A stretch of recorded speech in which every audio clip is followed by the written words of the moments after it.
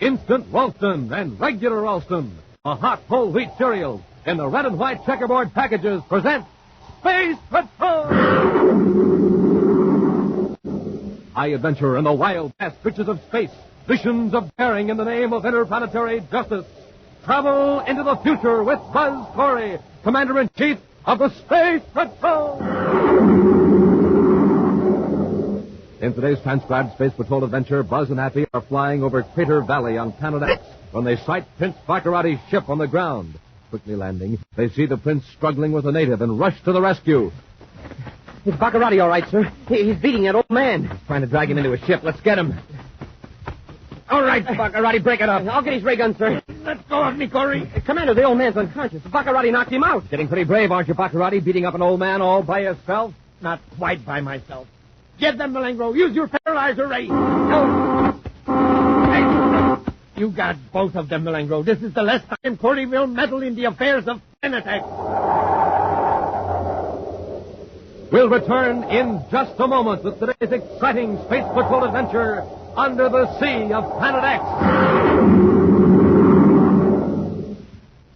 Hi, I'm a member of the Blue Demons Club here in Los Angeles, and this is Dick Beale. Hiya. Boy, there's lots of excitement around our club. All us Blue Demons are trying to win that big rocket ship clubhouse in the Name the Planet contest. And the $1,500 that comes with it. Yeah, what a prize. A huge rocket clubhouse on wheels and $1,500 cash. We Blue Demons have entered the contest 4 times already, so we're way ahead of some of the other clubs. And we're going to get lots more entries, but there's not much time. Hey, come on, let's get down to the Weatherbird shoe store and pick up some more entry blanks. Wait a minute, I want to tell the guys about the rocket clubhouse. What a giant. 10,000 pounds.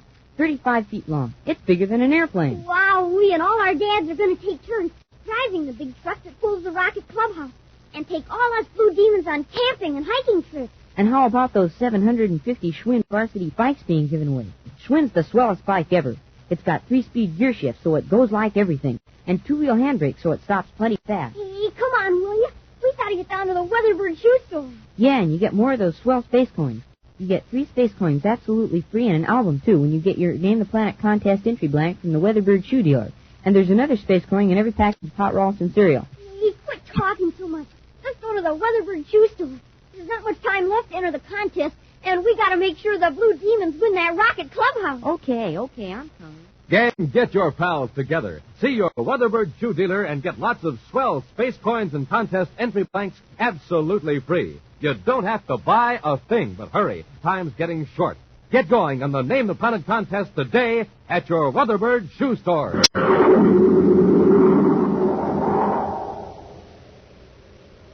And now, today's Space Patrol adventure under the sea of Planet X.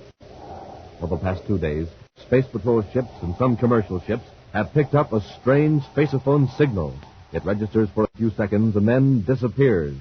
Right now, in Commander Corey's central office on the man-made planet Terra, Buzz and Happy sit before a sensitive receiver as the cryptic signal streams in from across the vastness of space.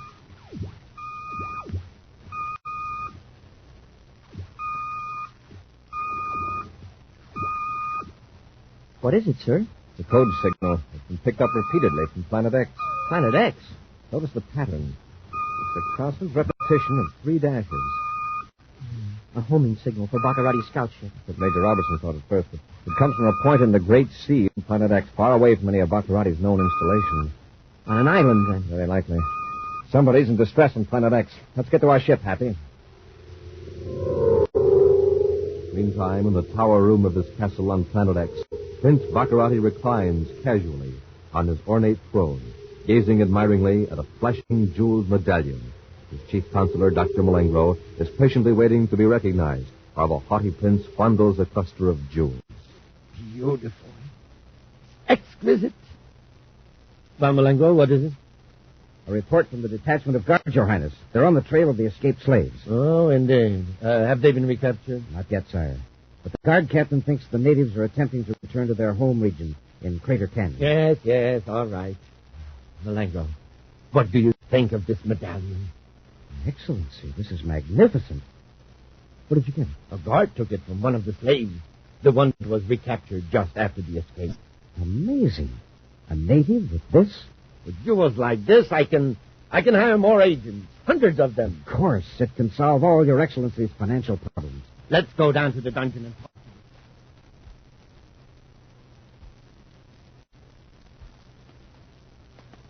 It's in the next cell, Malengo. Big fellow, isn't he? Yeah. We'll leave the door locked in case he becomes violent. Might I suggest you mind the fellow? Perhaps he will be more cooperative. You talk to him then. Very well, sire. Tamu, son of Chief Ramad, His Highness Prince Baccarati is impressed by the medallion. He would like to know where you got it. It was given to me by my father. And where did he get it? From his father. It is handed down by each chief to his eldest son. Generation I after... don't care about that. Where did it come from originally? From the Ancient One. And just who are the Ancient Ones? The givers of all knowledge. The benevolent masters of this world and the worlds beyond the sun. The exalted... Stop prattling! Where are these Ancient Ones, whoever they are?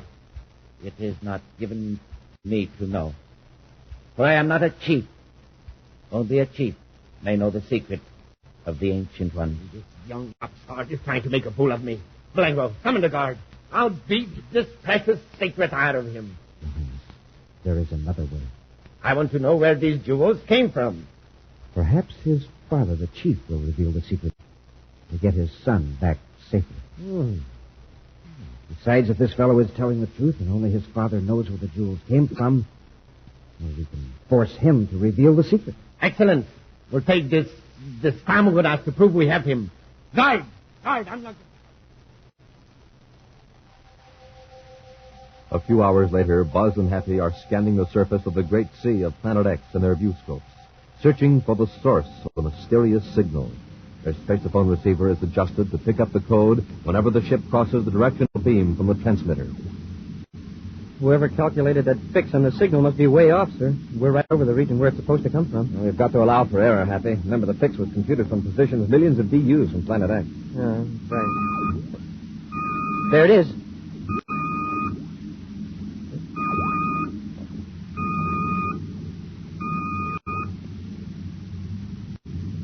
It's gone. Cross the beam. We'll circle back again. Sure must be a narrow beam if we crossed it that quick. Did you get any sort of a fix on it at all? I'll check the indicator, sir.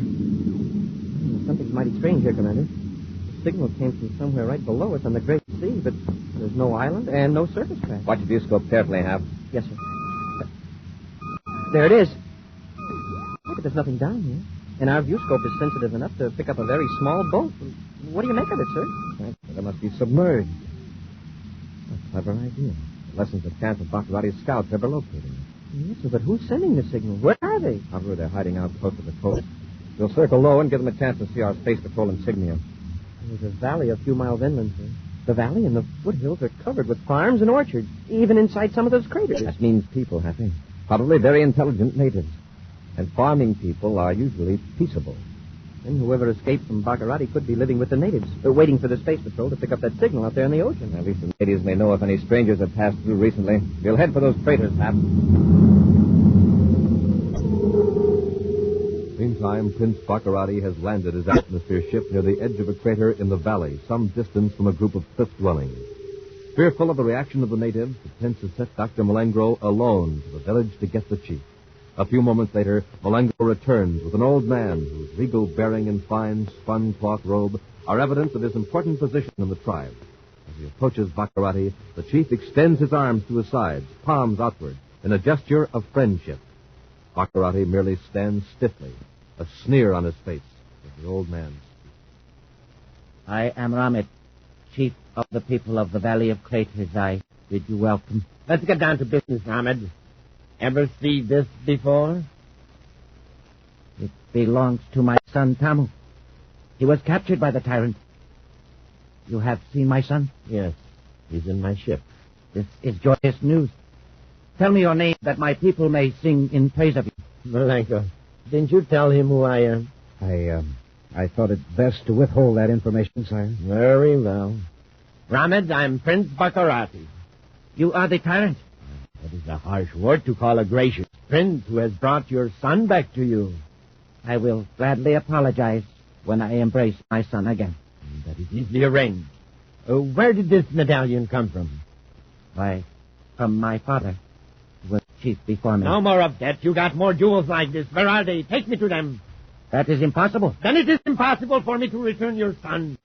But, Your Highness, there are no more jewels like that among my people. Don't lie to me, Rahmed. If you got one medallion, you got more. Where are they? In the realm of the Ancient Ones. Where is that? In their city under the sea. What kind of a nonsense is this? You're lying, Rahmed. There is no such city. I do not lie. I know there is a city under the sea. For I have been there. Then take me there or you'll never see your son again. It is forbidden for anyone but a new chief of my people to descend into the city of the Ancient Ones. I don't care a handful of space dust for your ridiculous customs. If you don't take me to the city for those gems, I'll bless this entire valley. You mean you will destroy my people? That's exactly what I mean. If you don't think Your Highness, look, a spaceship, Commander Corey's ship. This Corey ship. Quick, back to our ship. There is time. He's coming over land. You're right, Malengo. Hurry. Hide before he gets close enough to see exactly what's going on down here. But where can we hide? He'll find us. You hide in that thick clump of bushes over there. I'll stay here in plain sight. While he's capturing me, you can get him with the paralyzer race. Now hurry. Yes, Your Highness. You are afraid of this man in the spaceship. It is our liberator, just as it was foretold in the chronicles of the Ancient Ones. You can't harm our liberator. I won't let you, won't I? We'll see about that. Be ready, Malengo, when Corey comes to the rescue.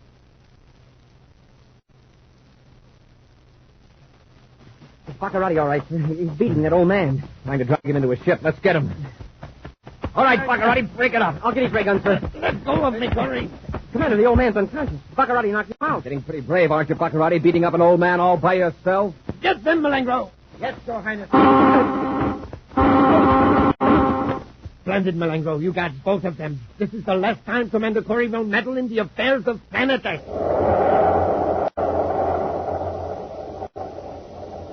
We'll return to Space Patrol in just a moment.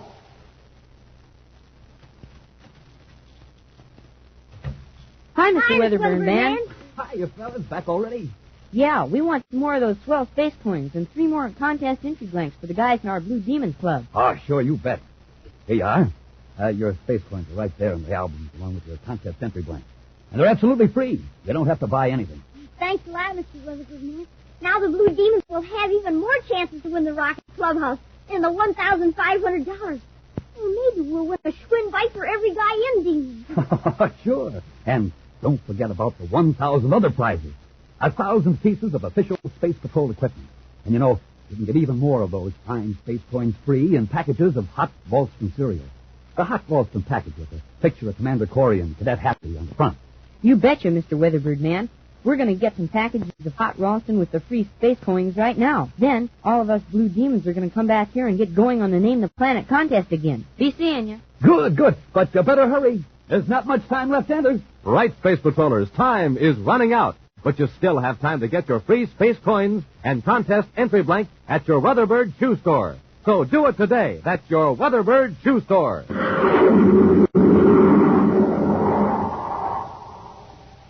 And now, back to our Space Patrol adventure under the sea of Planet X. Buzz and Happy blast off for Planet X to investigate a mysterious spaceophone signal that seems to come from the Great Sea. Believing the series of dashes are a distress signal from the United Planets personnel who escaped from Prince Baccarati, Buzz searches the nearby coast. Sighting Baccarati's ship in the crater valley, they land in time to stop Baccarati from beating Rahmed, chief of a tribe of peaceful natives. But Buzz and Abby are in turn overpowered by Dr. Alengro, who has been lurking in ambush nearby, armed with a paralyzer ray gun. Helpless from the effects of the blast, the space patrolmen look on as Baccarati and Malengro revive the native chief. He's coming around all right, Your Highness. Oh, get him to his feet. Come on, Rahmed, get up. Those men lying there. What have you done to them? Temporarily paralyzed with this ray gun. This, Rahmed, is one of the least powerful of my weapons. Remember that, in case your people will try to rescue you. Who are these men? From another planet, too, I suppose? Yes. This is the great Commander Corey, Commander-in-Chief of the Space Patrol of the United Planets. My most formidable enemy. And look at him now. If he is your enemy, he must be good. A liberator who came from another world to save us from a tyrant, just as the Ancient Ones foretold. There's your liberator. Your Ancient Ones are either bad prophets, or they were thinking of someone else. Malengo, put Corey and the cadet into my ship and tie them up. Yes, Excellency.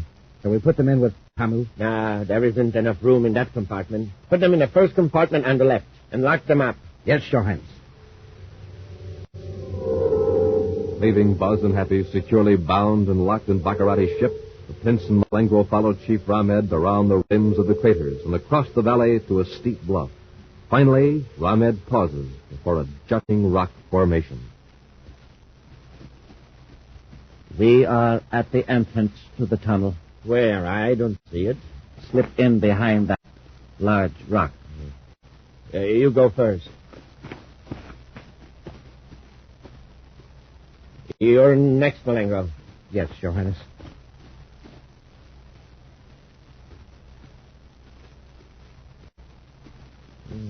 There isn't much light in here, Malengo.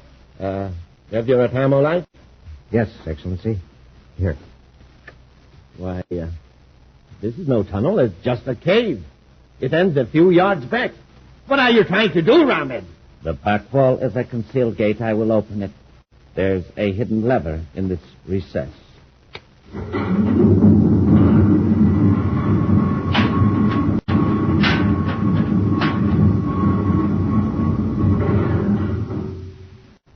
Highness, it's amazing. It must take tremendous power to open that gate. It is a secret force of the Ancient One. Probably only electricity. See, the tunnel is lighted. Yes. You will no longer need your little lights. Ramed, just who were these Ancient Ones? A race of wise men and women who lived on this world thousands of years ago. Why did they live under the sea? Their science told them that this world would be struck with a storm of giant stones from the sky. Meteors. That's what caused the craters. Yes. So they built a new city to the east in another deep valley and covered the city with a dome. Then they leveled a huge mountain, and the sea rushed in and covered the city. The deep water protected them from the meteors. Yes. What became of these people, these Ancient Ones? When the great rain of stones was over, the air was cooled, the Ancient Ones found that the world was not the beautiful one it once was.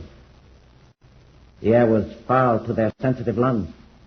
So they built great ships and fled into space to seek another world. Well, it's fortunate they aren't here now to interfere with my plans.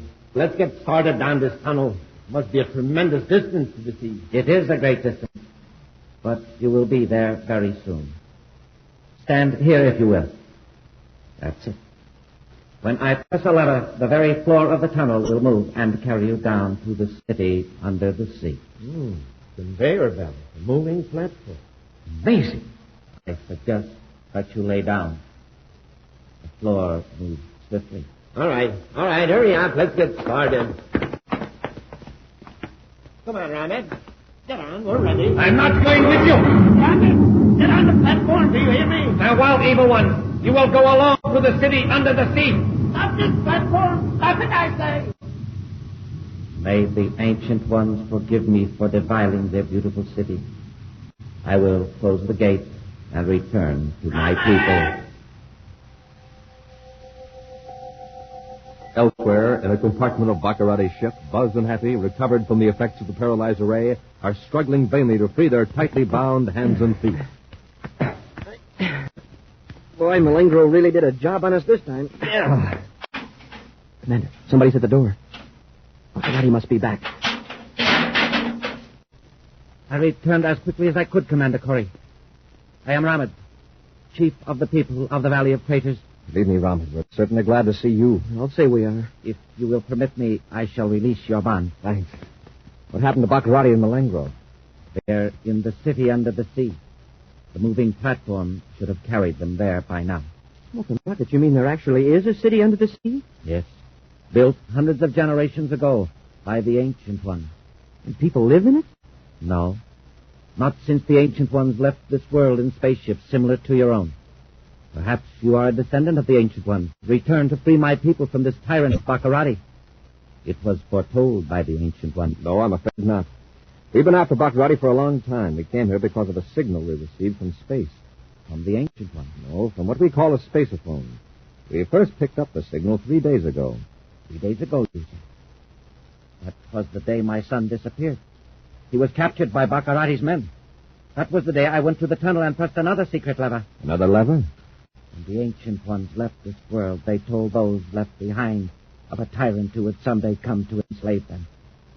They told us of a secret lever that would summon a liberator from out of space. Smoking rockets, they set that equipment hundreds of years ago, and it works now. More than hundreds, I think. Thousands. So, Ronald, you sent that signal when Baccarati captured your son. And 20 other of my people. But my son is here in this ship. Why didn't you tell us before? It is not our way to needlessly impose our affairs on strangers. Well, gee, let's get him out of here. If he's okay, I'll bet he wants to help us go after Baccarati. No, my friend. He must not enter the city until it is his time to succeed me as chief. All right, Ronald. We'll probably need you to show us around. After we get your son out of here, we'll go to my ship and get some weapons. Then tackle Baccarati. With ever-increasing speed, the moving platform carries the terrified Baccarati and Malengro down through the tunnel, mile after mile, until they are under the sea. Then the platform slows down and finally comes to a stop. Dazedly, Baccarati and Malengro get to their feet and look in amazement at a city of dazzling beauty, bathed in soft lights of many colors. High above them, a transparent dome holds back the dark blue waters of the great sea. Look at these buildings. They're studded with jewels. There are even jewels in the streets. I'm rich. I'm richer than anyone in the universe. Let's chip off as many of these jewels as we can. Use the butt of your axe. As Baccarati and Malengro wander through the streets of the undersea city, roughly chipping away the largest gems from building walls and streets, Buzz, Happy, and Chief Brahmed descend through the long tunnel. Then, cautiously, as the moving platform stops, they enter the city. Listen. Hear that? Yeah. What is it? I don't know. Let's find out.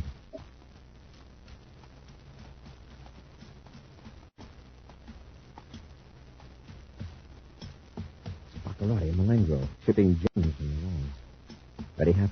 Yes, sir. Let's rush him. Come on. Hurry! Malengo, get them!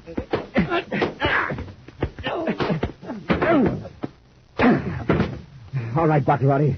You going to call it quits, or do you want to go back up that tunnel unconscious? You win. Get the weapons, Hap. And those gems. They must not take the jewels from the city. Yes, drop them, both of you. You won't be needing them. Smoking rockets, Baccarati's got an emerald as big as a hen's egg. I will relieve you of that emerald. Brahmed. Thanks, Ramet, you old fool. There's your emerald.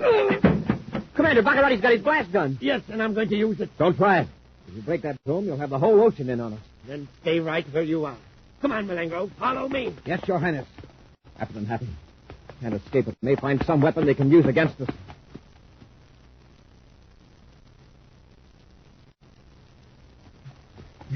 They just ducked around that corner, Commander. We're gaining on them. There they are. They're heading for that metal door. Stop, Baccarati. Let's see you get in here, Corey. Oh, doggone it. If we'd just been a second sooner. They've locked themselves in this chamber. Well, all we've got to do is just wait for them to come out. They can't stay in there forever. I know. Don't like the looks of this. Yeah, but there's no other door. It's just a metal chamber. Yeah, but look. It's a column extending clear up to the dome. I wonder what it's for. Hey, what's happening? Look up at the top of the dome. Something shooting up to the surface. A big torpedo or something. See if you can open that door now, Hap. The chamber's empty. They're gone. This is an emergency escape hatch. Baccarati and Malengro shot to the surface inside of a watertight chamber. Wow, they sure took an awful chance. It may have been ejected automatically. Commander, They got away, Ramad. I'm sorry. it was my fault. But I am very grateful. You've saved the lives of my son and all my people.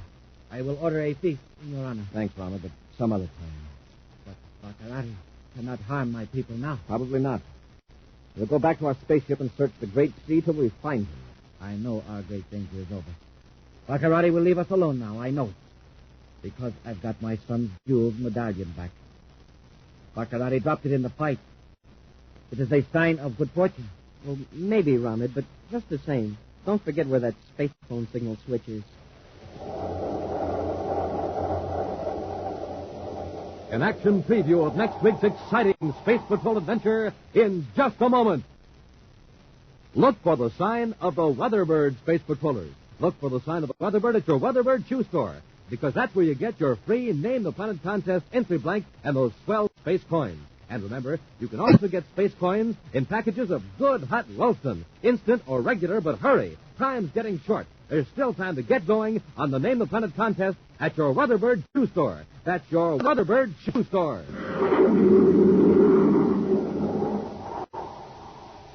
And now, a preview of next week's exciting Space Patrol adventure. Buzz and Hattie are trying to drive off one of Prince Baccarati's atmosphere ships before it destroys a small submarine in the great sea of Planet X. We're driving him off, Hap. Yes, sir. He's cut on all rockets. But what happened to the sub? We'll take care of it later.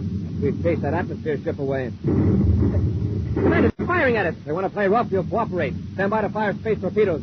We're hit. He's knocked out our starboard rockets. We're out of control. Commander, we're going to crash. Be sure to join us next week for the thrilling story, The Sea Monster of Planet X, when Instant Ralston and Regular Ralston again present Space Patrol! Space Patrol, created by Mike Moser, starring Ed Kemmer as Commander Corey and Lynn Osborne as Cadet Happy, was written by Lou Houston, produced and directed by Larry Robertson, executive producer Mike Devery. Other players were Bela Kovach, Ken Mayer, Norman Jolly, Stephen Robertson, Dick Beals, and Tom McKee. Dick Tufeld speaking. Now, don't forget to tune in next Saturday and every Saturday when Instant Ralston and Regular Ralston again present Space Patrol!